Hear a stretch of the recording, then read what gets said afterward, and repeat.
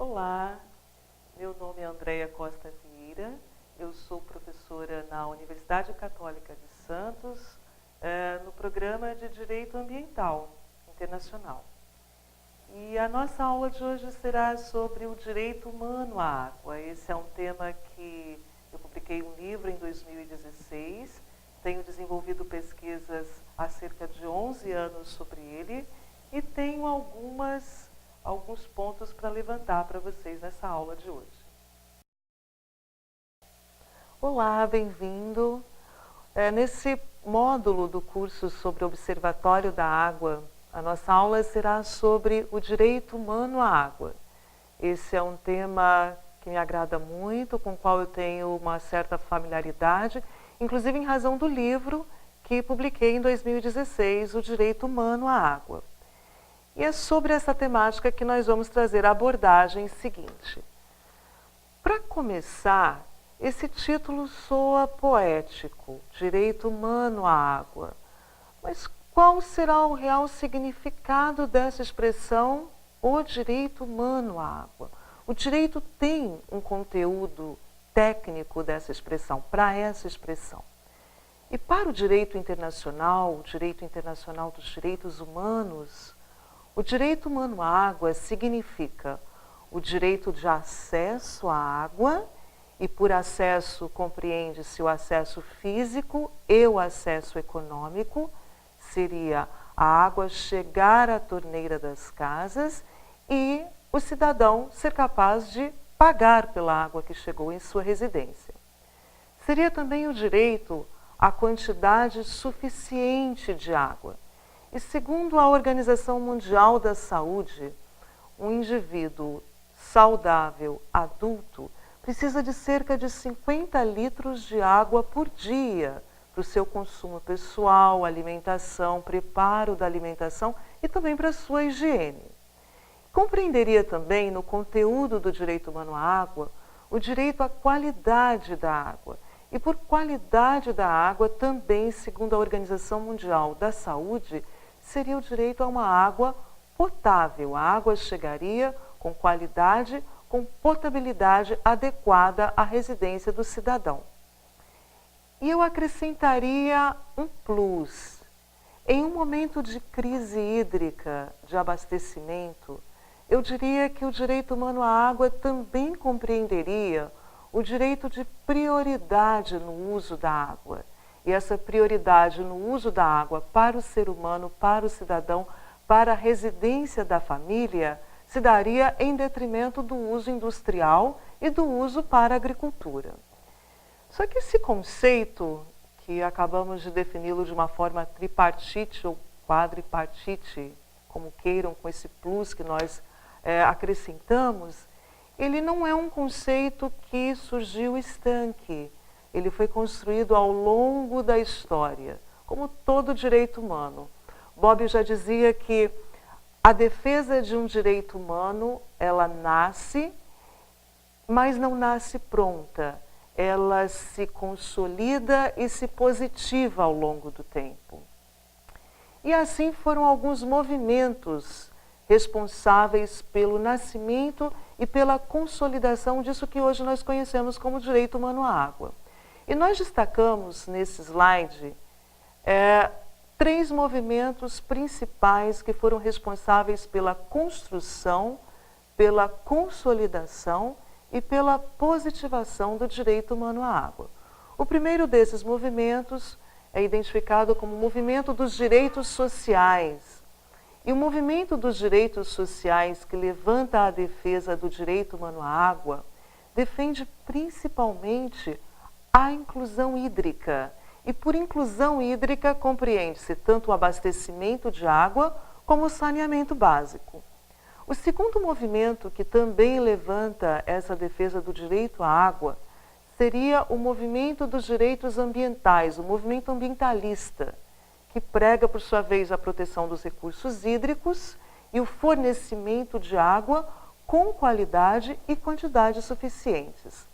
E o terceiro movimento, que seria o movimento dos direitos econômicos. Esse é o movimento que prega o direito de acesso econômico. e a necessidade de um planejamento administrativo para garantir água aos diversos setores, não só as residências, como também indústria, agricultura e outros. Mas, na verdade, o primeiro pensar sobre a existência de um direito humano à água nasceu de dentro de uma insatisfação generalizada com um movimento que se consagrou como sendo um movimento de privatização dos serviços de água. Nas décadas de 80 e 90, principalmente, movidos por uma força, uma nova onda liberal, uma onda neoliberal, houve a promoção de privatização de vários serviços públicos. Dentre esses vários serviços públicos que se pregava nessas décadas estavam os serviços de água. E um dos primeiros países que se lançaram na privatização dos serviços de água foi a Inglaterra, no governo Thatcher. A Inglaterra se encontrava num momento de alto déficit público e com necessidade de pagar as contas públicas, o governo Thatcher decidiu privatizar alguns serviços públicos. O serviço de água foi um dos primeiros a serem escolhidos pelo governo Thatcher, principalmente pela facilidade de se vender a ideia. A água é um produto, ou não é um produto, como queiram alguns, mas a água é um bem que se vende facilmente. É a ideia de se gerenciar produtos de água, os serviços de água, é uma ideia facilmente vendida pelo governo. E foi assim que o governo Thatcher se lançou na privatização dos serviços de água na Inglaterra, subdividiu a Inglaterra em 10 bacias hidrográficas, de acordo com as bacias do país, e para cada bacia iniciaram um processo de privatização. Outros movimentos de privatização também tomaram conta em vários outros países do mundo, dentre eles na África. A África do Sul é sempre um exemplo emblemático quando se fala da privatização dos serviços de água. Na Europa, e aí nós mencionamos a França, a Alemanha e nas Américas. E de uma forma especial, na América do Sul, 3 países se destacaram com a privatização dos seus serviços de água. Foram eles a Argentina, a Bolívia e o Uruguai. Principalmente na década de 90, as privatizações aconteceram nesses 3 países na década de 90 e aconteceram motivadas por uma pressão forte por parte do FMI para concessão de empréstimo a estes 3 países e como condicionantes para a concessão desses empréstimos, o FMI requisitava a privatização de alguns serviços públicos. Os serviços de água estavam no topo da lista dessas privatizações e esses 3 países se lançaram na privatização dos seus serviços de água. Assim, nós identificamos o nascimento de uma defesa do direito humano à água, principalmente nos anos 90, quando todas essas privatizações havidas na Europa, na África, em países da América do Sul principalmente, começaram a ter os seus momentos frustrantes, quer seja por altas tarifas cobradas, qualidade da água não muito boa, às vezes a água fornecida não era exatamente de potabilidade necessária. Alguns países começamos a ter problemas no abastecimento, como em uma região da Argentina, a região de Córdoba, na Argentina, onde a água chegava de uma maneira, com uma qualidade tão baixa, que começaram a verificar abortos em mulheres grávidas e má formação cerebral em crianças recém-nascidas. E aí o Ministério da Saúde identificou com uma pesquisa que isso se dava em razão do consumo da água com má qualidade que estava chegando às residências das famílias na região de Córdoba. Na África do Sul, o grande problema não foi nem a qualidade. Na África do Sul, o grande problema foi o preço da água, a tarifa muito alta. A água chegava com um preço inacessível para a população. A África do Sul, assim como o Brasil, grande parte da população é carente. Muitos passaram a perfurar os canos, as tubulações de água para consumo próprio.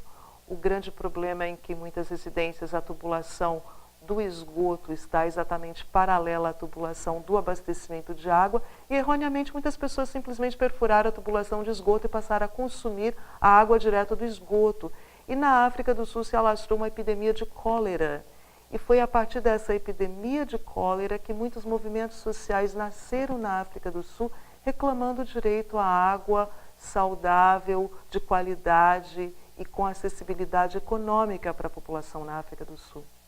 No Uruguai, o mesmo problema em relação às altas tarifas se verificou, e no Uruguai houve um levante da população com um pedido de que a água retornasse para as mãos públicas. Em 2002, o Uruguai faz passar uma emenda constitucional com uma cláusula reclamando o direito humano à água no Uruguai. Assim, a defesa do direito humano foi levada a fóruns da ONU.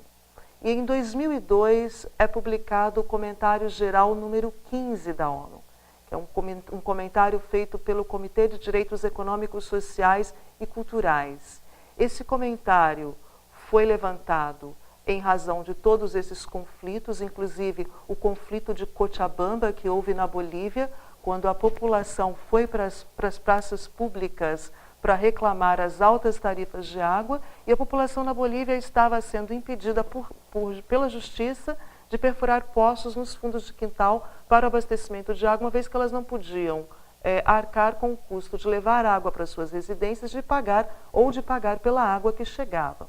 O conflito de Cochabamba, que aconteceu no ano 2000, foi um conflito que levou a problemática da água para o mundo, despertou o interesse da ONU para a problemática da água, e em 2002 o Comitê de Direitos Econômicos, Sociais e Culturais, após várias discussões no âmbito da ONU, faz passar o Comentário Geral número 15.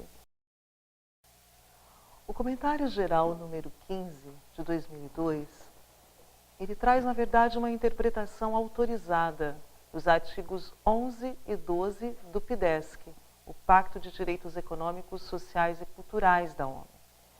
E é exatamente dessa interpretação autorizada que sai o conceito de direito humano à água, o direito de acesso, o direito à quantidade e o direito à qualidade que nós acabamos de conversar.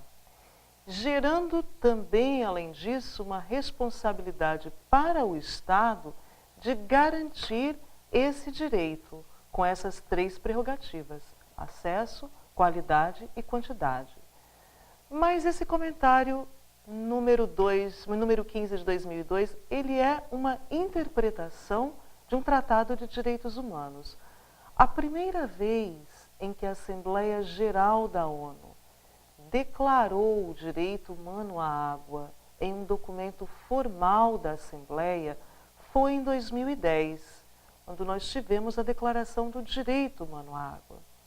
Mas o mais interessante de perceber é que muito antes de se chegar aos fóruns da ONU e de haver essa declaração de 2010, o direito humano à água foi sendo paulatinamente construído por atores diferentes, em normas de natureza diferente, em movimentos os mais diversos. E é aí que nós identificamos uma força muito grande da governança global na construção do que se entende hoje por direito humano à água. E o que seria a governança global? Uma expressão muito usada hoje em dia e muito confundida às vezes. Para as relações internacionais e para o direito internacional, a governança global ela compreende diversos atores, atores estatais e atores não estatais, que se direcionam para objetivos comuns e utilizam-se de instrumentos os mais diversos, normativos e não normativos, e produzem também documentos os mais diversos, formais e não formais, para atingirem os seus objetivos. Isso seria a governança global, o movimento de governança global. E assim, numa sequência, dentro do direito humano à água, nós verificamos que, desde 1997, um ator não governamental, que tem sido conhecido como o WWC, World Water Council, tem se destacado como um dos atores mais importantes no movimento de defesa do direito humano à água. E tem sido esse ator, o WWC, que tem promovido os famosos Fóruns Mundiais da Água, que teve o último em Brasília no ano passado. Numa sequência, em 2002, o comentário geral número 15, depois de vários movimentos de insatisfação contra as privatizações mal sucedidas dos serviços de água no mundo, ele traz à tona a definição do direito humano à água. E em 2003, a ONU cria uma conjugação de agências que passou a se denominar de UN Water, que faz, na verdade, uma coordenação das várias agências da ONU, meio ambiente, refugiados e várias outras, com a intenção de promoção do direito humano à água. E aí surgiram várias defesas pontuais, como o Dia Mundial da Água e a ONU conjugada com outros atores internacionais, governamentais e não governamentais, passou a promover eventos específicos com a temática água. Em 2004, a International Law Association, a ILA, ela faz publicar um documento que ficou conhecido como as Regras de Berlim. E nas Regras de Berlim nós temos capítulo específico com a defesa do direito humano à água. E só em 2010 nós temos a Declaração da ONU sobre o direito humano à água. O que nós verificamos nesse percurso de nascimento, consolidação e positivação do direito humano à água é que essa é uma defesa que tem se consagrado principalmente com base em um direito, um tipo de direito que no direito internacional é conhecido por soft law. O que é soft law? Soft law é o direito que não obriga, mas que educa e que influencia. E grande parte desses documentos internacionais que trazem a defesa do direito humano à água hoje são documentos com natureza de soft law. Tanto os documentos produzidos no âmbito da ONU, a Declaração da ONU sobre o Direito Humano à Água, o Comentário Geral número 15 de 2002, como os documentos produzidos nos Fóruns Mundiais da Água e por outros atores internacionais que têm levantado essa defesa. E aí você poderia me perguntar, mas nessa defesa nós não temos hard law, nós não temos um direito internacional que obriga, que vincula. Nós temos sim alguns documentos com natureza hard law, a exemplo da Convenção de Nova York, de 1997, que traz uma defesa sobre a água, mas não uma defesa específica sobre o direito humano à água. Temos também a Convenção de Helsinki, que traz também uma defesa geral sobre o direito à água, mas não uma defesa específica sobre o direito humano à água. Mas numa visão do século XXI, numa visão contemporânea de direito internacional e de relações internacionais, sinceramente, não vejo a necessidade da produção de um documento hard law para trazer a defesa do direito humano à água. Nós temos verificado a eficiência e a eficácia desses documentos de soft law, principalmente na construção e na modificação dos direitos domésticos que se consolidam com essa defesa do direito humano à água. E aí nós poderíamos trazer vários exemplos, como o Bill of Human Rights of Water da África do Sul, a Constituição do Uruguai, que foi emendada em 2002 com a cláusula do direito humano à água, e várias outras defesas do direito humano à água que têm sido feitas em âmbito doméstico, se espelhando num clamor internacional baseado nesses documentos de natureza soft law, sem a existência de um documento hard law com essa defesa. Nesse quadro que nós montamos, nós fazemos uma apresentação dos serviços de água no mundo, que vai desde os momentos de privatização até os momentos de publicização. E aí, por publicização, nós estamos compreendendo o momento em que se toma ou se retoma para as mãos públicas uma água cujo serviço estava privatizado. Nós tivemos movimentos aqui já mencionados, como o da Inglaterra, o Reino Unido, África do Sul, Argentina, Bolívia, Uruguai, mas tem um movimento que, curiosamente, nós colocamos no topo dessa lista, nessa tabela, que é o movimento que aconteceu na França. A França, por razões históricas, desde sempre as águas, os serviços de água foram fornecidos de forma privada. Em 2005, na cidade de Grenoble, na França, iniciou-se um movimento de publicização dos serviços de água em razão das altas tarifas cobradas. E mais tarde esse movimento ganhou força e chegou à cidade de Paris. Em 2010, Paris toma para as mãos públicas e o município passa a administrar os serviços de água na cidade de Paris. E cria-se uma empresa pública da água, a L'Eau de Paris, que é considerada hoje uma das empresas de água mais eficientes do mundo e também com maiores índices de promoção do direito humano à água. Vários movimentos de privatização dos serviços de água no mundo não saíram exatamente conforme encomenda. Não são exatamente movimentos de privatização que nós poderíamos considerar bem-sucedidos. Isso significa dizer que eu, Andréia, entendo que a privatização é um mal em si? E eu vou ser bem sincera para vocês. Não, eu não entendo que a privatização é um mal em si. Muito pelo contrário, há vários setores da economia que, quando privatizados, quando o setor privado toma as rédeas daquele serviço, a eficiência do serviço tem sido comprovada. Aqui no Brasil, por exemplo, os serviços de telecomunicações é um bom exemplo disso. Desde o momento em que passou para as mãos privadas, nós tivemos serviços muito mais eficientes e de acessibilidade muito maior à população. Por que então que nós nos opomos à privatização dos serviços de água?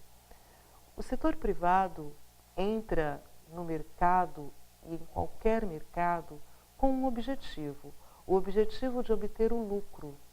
E ter o objetivo de lucro é um mal em si? Não, ter o objetivo do lucro é algo natural para o setor privado. É do mundo empresarial querer o lucro, é a ânima de mercado. O grande problema é você querer o lucro dentro de uma prestação de serviço em que você tem que fazer inclusão social, que é a inclusão hídrica. A inclusão hídrica é per si um tipo de inclusão social em países como o Brasil, África do Sul, grande maioria dos países da América do Sul e da África e alguns países da Ásia. E como nós mostramos aqui, inclusive países desenvolvidos como França, Alemanha, Inglaterra.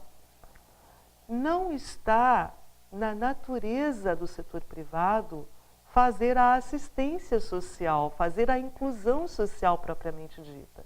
E esse é o grande problema, porque no momento em que o lucro começa a diminuir, ou por força de economia não vai muito bem no país, economia não vai muito bem no mundo, e o setor privado precisa passar para o consumidor da água o preço daquela queda nos lucros, esse é o momento em que se verifica que não dá muito certo ter a privatização dos serviços de água. E não deu muito certo em grande parte dos países desenvolvidos no mundo. Nós temos, por exemplo, o exemplo dos Estados Unidos e do Canadá, onde o levante pela manutenção dos serviços públicos da água é muito forte. No Canadá nunca conseguiram privatizar serviços de água. Nos Estados Unidos, muitas cidades, como a cidade de Atlanta, onde os serviços foram privatizados, foram retomados para as mãos públicas. O que a gente percebe é que no setor serviços de água, há a necessidade da manutenção do serviço público. Um exemplo de país que sempre é mencionado nos estudos sobre privatização dos serviços de água como sendo uma privatização bem-sucedida é o Chile. O Chile foi um país que, por razões geográficas e econômicas, lançou-se também na privatização dos seus serviços de água. É só a gente lembrar que o Chile é aquele país comprido da América do Sul, que tem um deserto muito seco e terras muito altas, a Cordilheira dos Andes, que percorre toda a extensão do país. Então era muito difícil levar água para a população nas áreas muito altas e nas áreas muito secas. Então o Chile previamente fez uma regulação de proteção ambiental, de proteção do consumidor, de inclusão hídrica e mais tarde abriu o mercado dos serviços de água para o setor privado. Foi uma privatização inicialmente bem-sucedida. Ela é colocada nos trabalhos de pesquisa sobre privatização de serviços de água como sendo uma privatização com um saldo positivo. No entanto, os últimos relatos que nós tivemos no Fórum Mundial da Água, em contato com vários pesquisadores do tema, pesquisadores chilenos, eles têm reportado que as tarifas têm subido muito e a acessibilidade que antes era garantida principalmente à camada mais pobre da população, ela não é mais garantida da mesma forma. Ou seja, os altos subsídios que o governo chileno provê para essa privatização dos serviços de água no Chile, eles não têm sido suficientes agora para manter a inclusão hídrica necessária da camada mais pobre da população. E o Brasil? O Brasil é um país majoritariamente de serviços públicos de água, mas nós temos algumas regiões do Brasil que foram privatizadas. Um exemplo é a cidade de Manaus e o estado do Paraná. E nós identificamos essas duas regiões porque são duas regiões de grande potencial hídrico e que trazem, per si, uma grande preocupação, não só quanto ao gerenciamento dos recursos hídricos de ambas as regiões, como também por se tratarem de regiões de segurança nacional em matéria hídrica. E essa é a nossa grande preocupação quando se passa no Brasil para o setor privado o gerenciamento dos serviços de água. O direito humano à água no Brasil, como é defendido, nós já estamos chegando no final da aula para as nossas conclusões, falamos do mundo inteiro, como é que o Brasil se posiciona. Nós não temos uma cláusula constitucional expressa no Brasil sobre o direito humano à água. Na verdade, no Brasil, para afirmar o direito humano à água, nós fazemos a interpretação de vários documentos, importantes documentos. Constituição Federal, Lei das Águas, Lei do Saneamento Básico e a sua proposta de universalização dos serviços de água e alguns outros documentos, leis extravagantes ou documentos secundários normativos que também podemos trazer essa defesa do direito humano à água. Em âmbito jurisprudencial no Brasil, principalmente em nível de tribunais superiores, o direito humano à água tem sido garantido principalmente na esfera de direito do consumidor e de direito ao meio ambiente ecologicamente equilibrado. Precisaríamos ter uma cláusula constitucional afirmando o direito humano à água? Como pesquisadora do tema há cerca de 11 anos, eu posso dizer para vocês que não. Não há uma necessidade no Brasil de termos uma cláusula específica garantindo o direito humano à água. Mas o que significaria ter uma cláusula na Constituição Federal Brasileira, a exemplo da cláusula que foi inserida na Constituição Uruguaia, a exemplo da Constituição africana, sul-africana, que garante, através de um Bill of the Human Rights to Water, o direito constitucional à água? O que seria termos uma cláusula como essa na Constituição brasileira? Seria sairmos da mera esfera interpretativa e entrarmos numa esfera de garantia de direitos constitucionais. E por que nós defendemos a possibilidade da inclusão de uma emenda constitucional que trouxesse essa inclusão? Porque assim, políticas públicas deveriam atentar para a cláusula do direito humano à água no momento do seu planejamento e no momento da sua execução, o que traria para o administrador uma responsabilidade muito maior de cumprir com uma cláusula que expressamente garantisse o direito humano à água. E traria para o julgador, para o aplicador do direito, uma certeza jurídica do que ele teria que fazer no momento de responsabilizar o administrador público ou de garantir o acesso à água ao cidadão brasileiro que, por exemplo, precisa da inclusão hídrica e não pode pagar a sua conta de água.